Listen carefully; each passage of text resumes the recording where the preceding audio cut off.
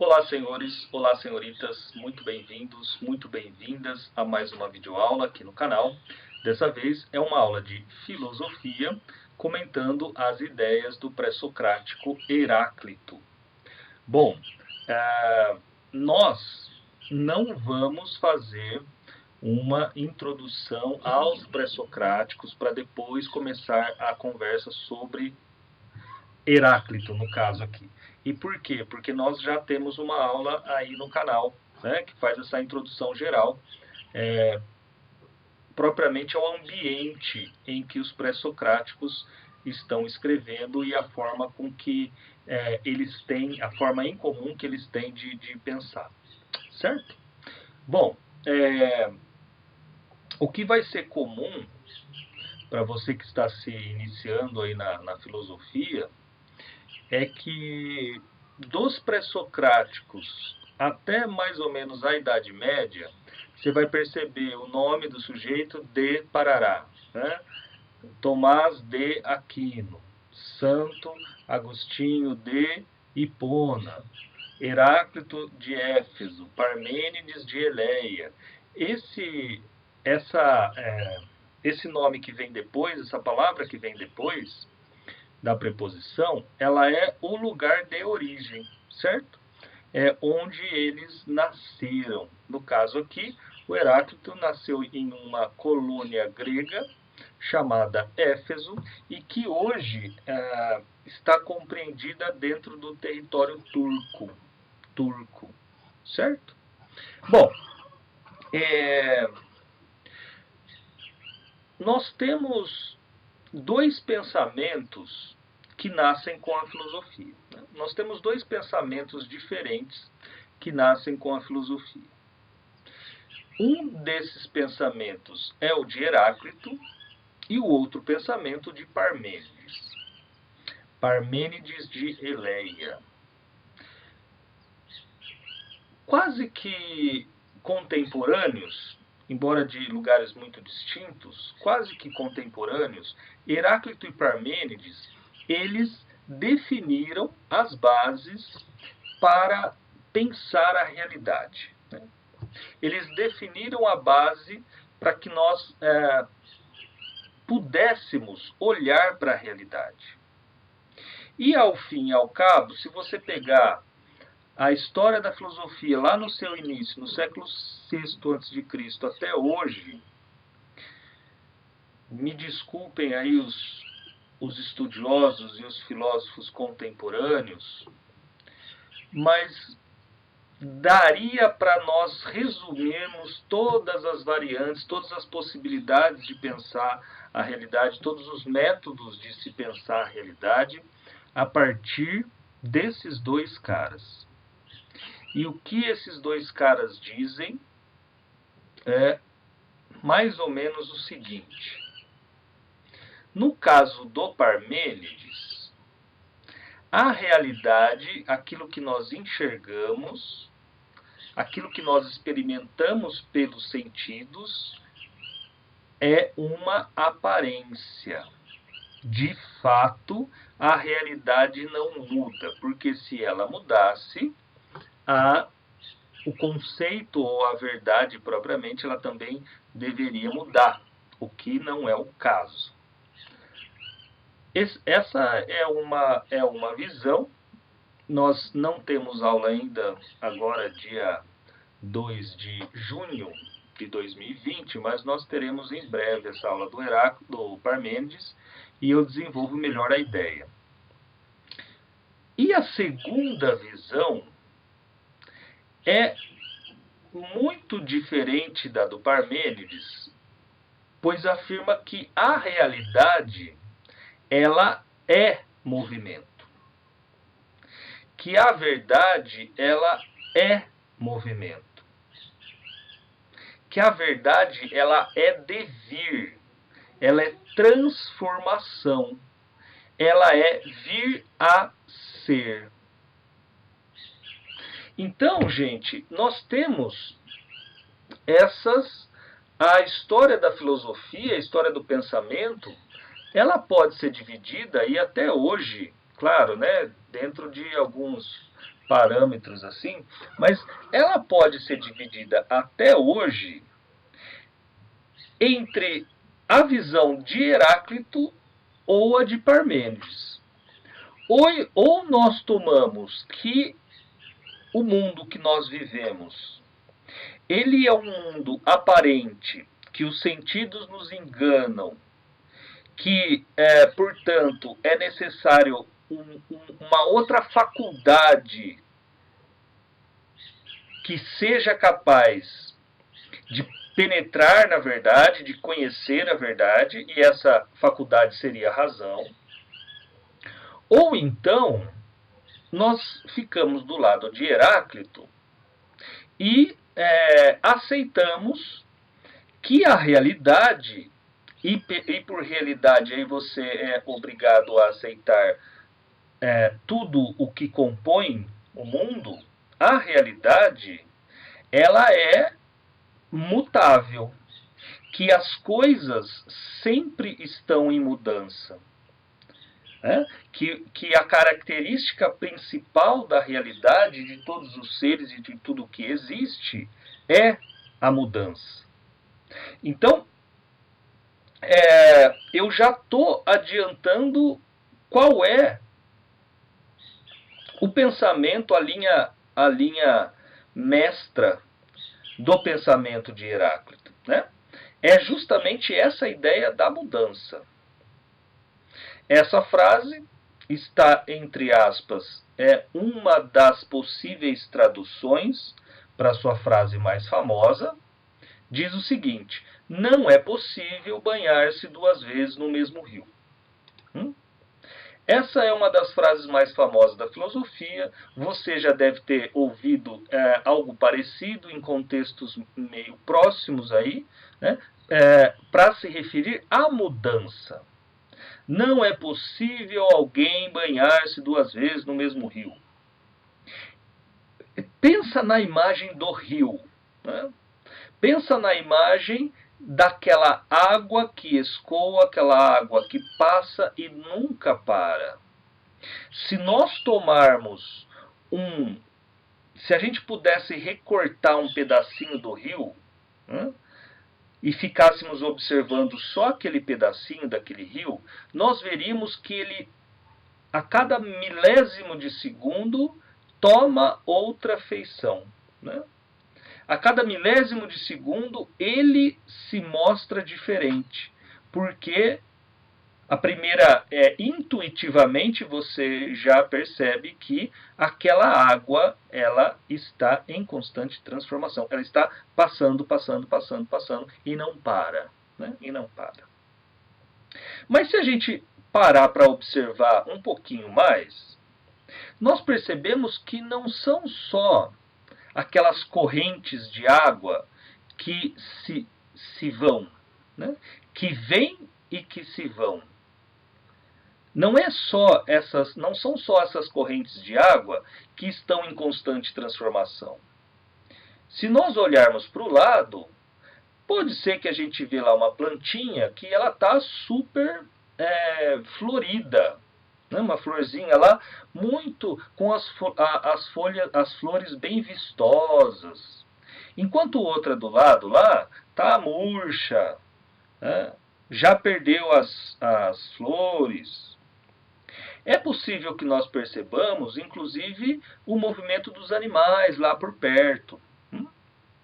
E, por último, pode ser que você se dê conta de que a hora que você sentou para observar esse pedacinho do rio, você não estava com fome e agora você está. Que você não estava com sede, mas agora você está. E se a gente ficar cavocando ainda mais esse pensamento, talvez você chegue à conclusão de que aquele tempo que você ficou na frente do rio observando, você está mais próximo da morte, né? Você está mais velho. Você ficou lá meia hora que você está mais próximo da morte. Mas ao mesmo tempo que você está mais próximo da morte, você vive mais. Você está vivendo mais tempo do que viveu lá atrás, e justamente por viver mais, você está mais próximo da morte. Olha só.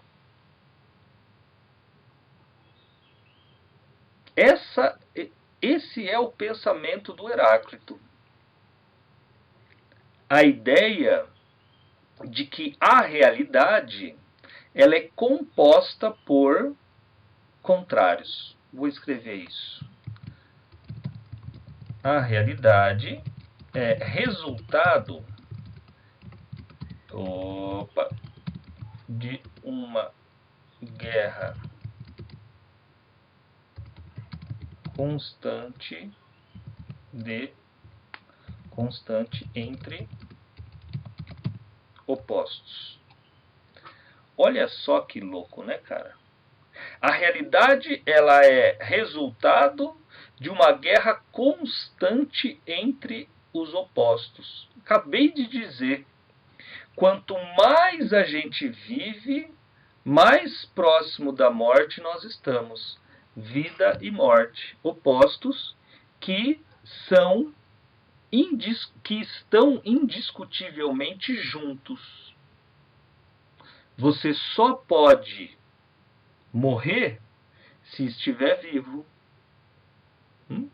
Você só pode morrer se estiver vivo. Ou seja, a morte ela é dependente da vida. A morte ela existe quando ela nega a vida.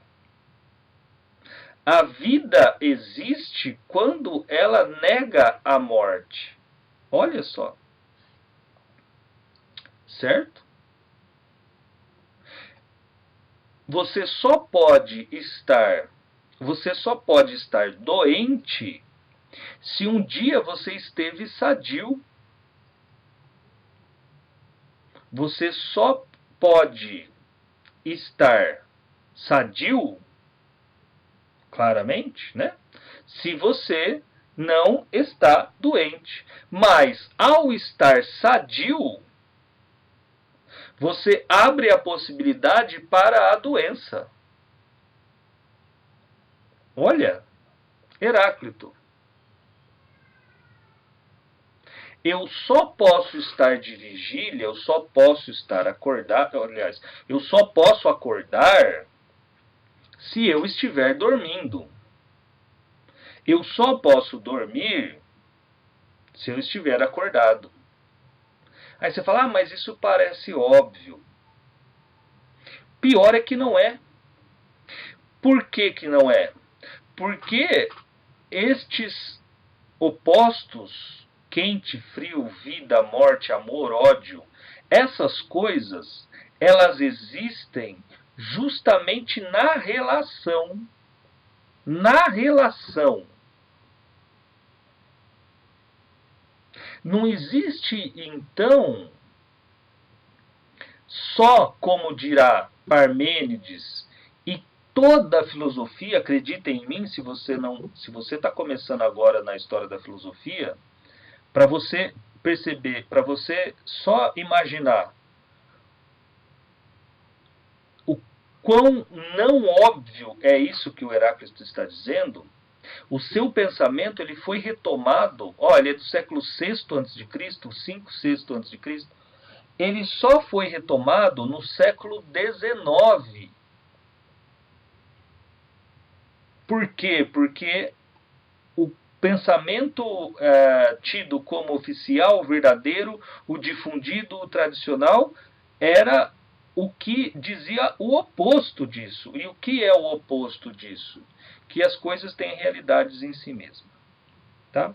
Mas eu não vou entrar, eu prometi a mim que eu não vou entrar nesse ponto, porque isso será sobre a aula do Parmênides, estará na aula do Parmênides.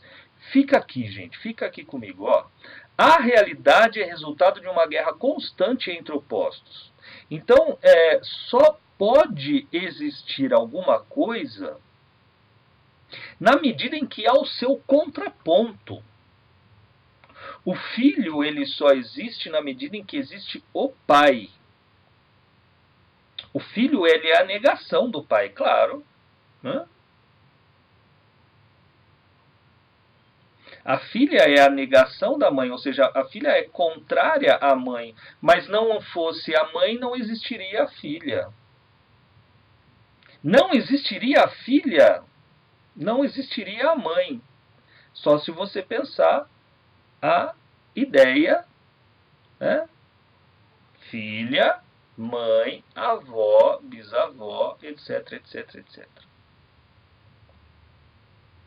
É isso que o senhor Heráclito está querendo nos ensinar.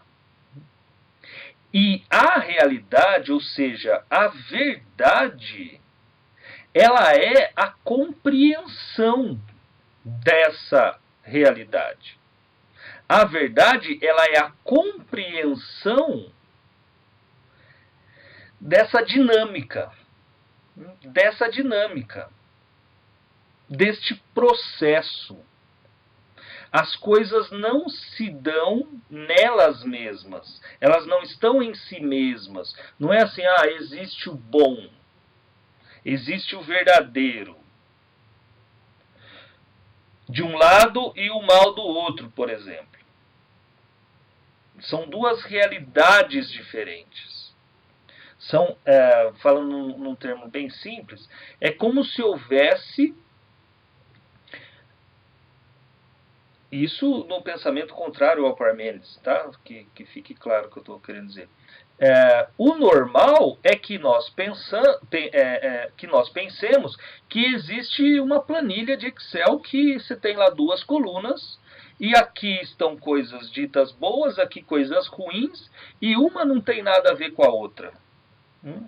Uma não depende da outra. A sua existência não depende. E o Heráclito está dizendo o contrário disso. Espero que esse ponto tenha ficado claro. O ser, ou seja, aquilo que eu sou agora, para que eu continue sendo, eu preciso me negar. Aí você fala, nossa, e agora? Bugou, né? Deu tilt. Para e pensa um pouquinho, escuta no que o que eu tô dizendo. Para que eu continue existindo, certo? Para que eu continue sendo, o que está acontecendo? Eu estou ficando mais velho, certo? Do tempo que você começou a assistir aula até agora, você se transformou. Você está ficando mais velho. E lógico, você só pode ficar mais velho porque você estava mais novo. Certo? Parece brincadeira, né, cara? Parece um jogo de palavras. E a hora que você começa a olhar para a realidade assim, você percebe que as coisas são assim. Esse que é o fenomenal do Heráclito, né? O maravilhoso. Então veja, e por que você está se negando? Então, para que você continue a existir, para você que está assistindo aí a aula, continue sendo, você está deixando de ser. Você está morrendo. Não só você, claro, né? Eu também, e todo mundo. Esse é o lance. Se você entendeu isso do Heráclito, não precisa saber mais nada. Não precisa saber mais nada. Esse é o jogo mesmo, né? Da vida. Da vida. Então, o que nós poderíamos colocar aqui? Eu estou falando tanto, e eu não estou colocando aqui, né, para ajudá-los. Vamos voltar lá no exemplo do rio, né? Se eu fiz aquele recorte, se eu vi que a água está mudando, se eu vi que a plantinha está mudando, se eu vi que eu estou mudando e etc. Se tudo, então, está em transformação, aliás,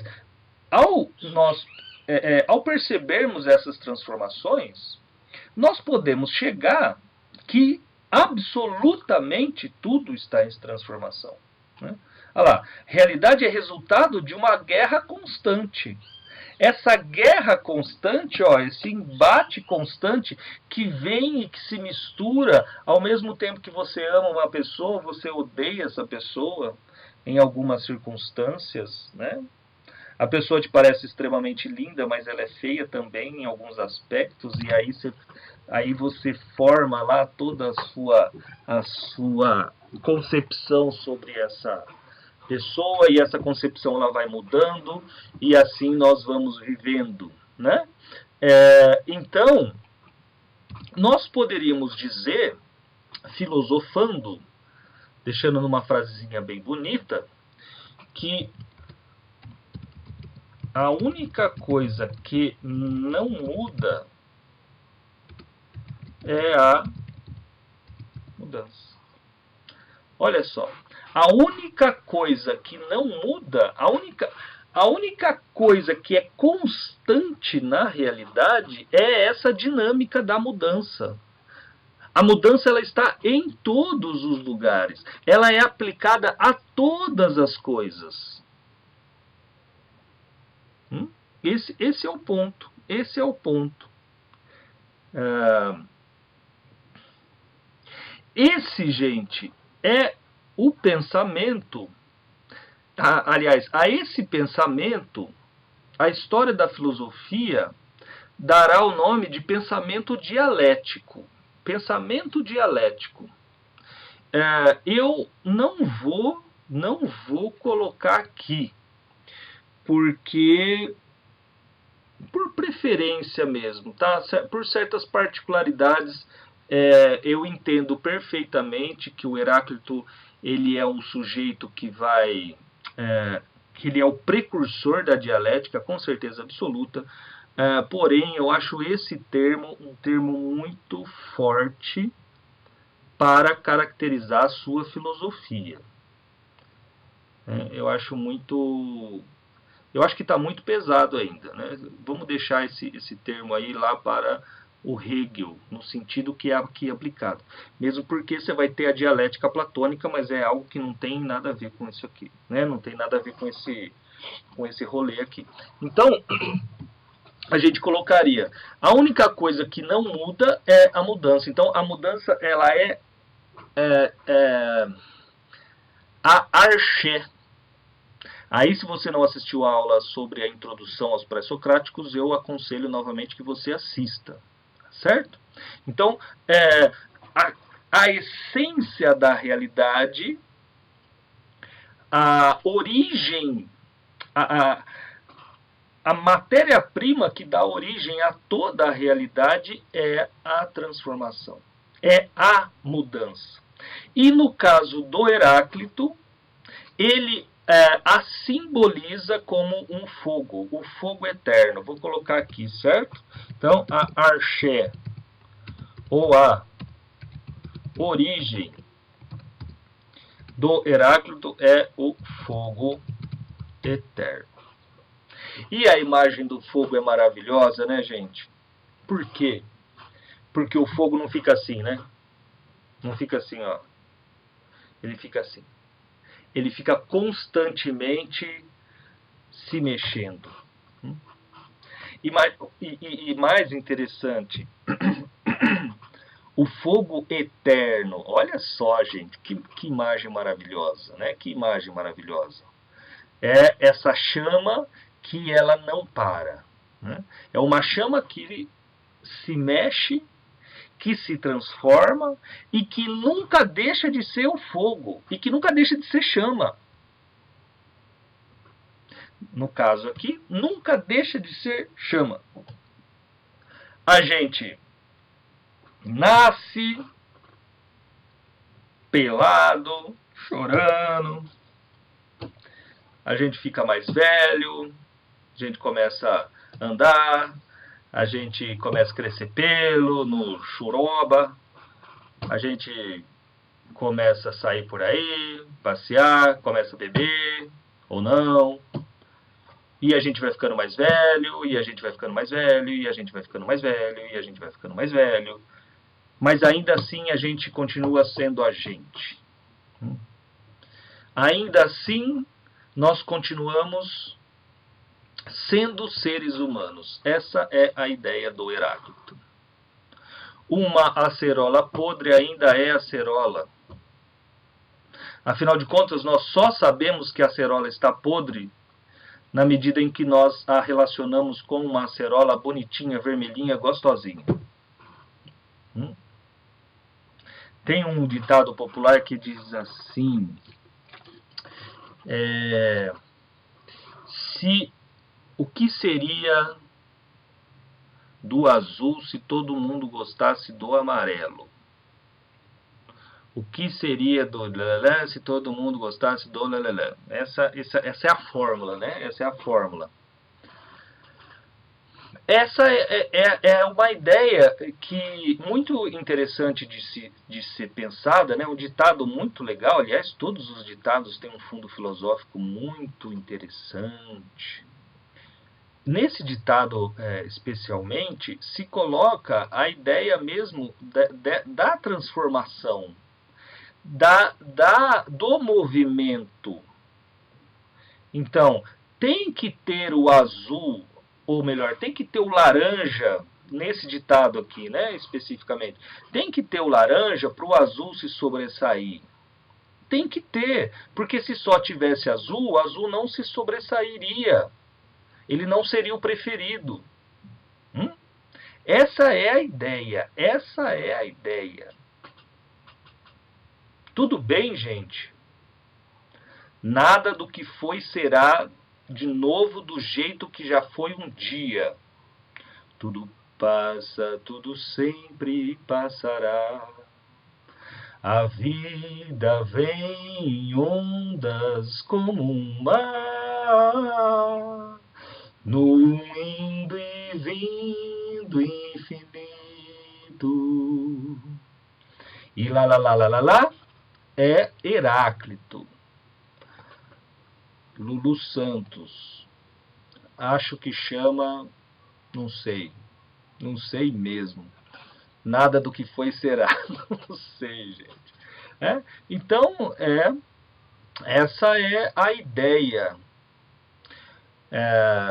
Já deve, eu não vou tratar aqui, né, não é a hora, mesmo porque o Heráclito não é propriamente aquele que disse o que eu vou dizer agora, mas dá para nós pensarmos, se o mundo é constante transformação,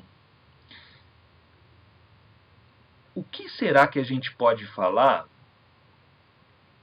levando em consideração, né, essa sua filosofia, sobre a política, sobre os costumes, sobre a história, né?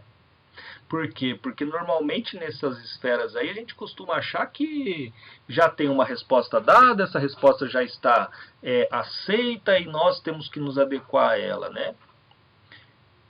Não sei se é verdade, hein, gente? Aliás, não é verdade. Já estou dizendo, não é verdade.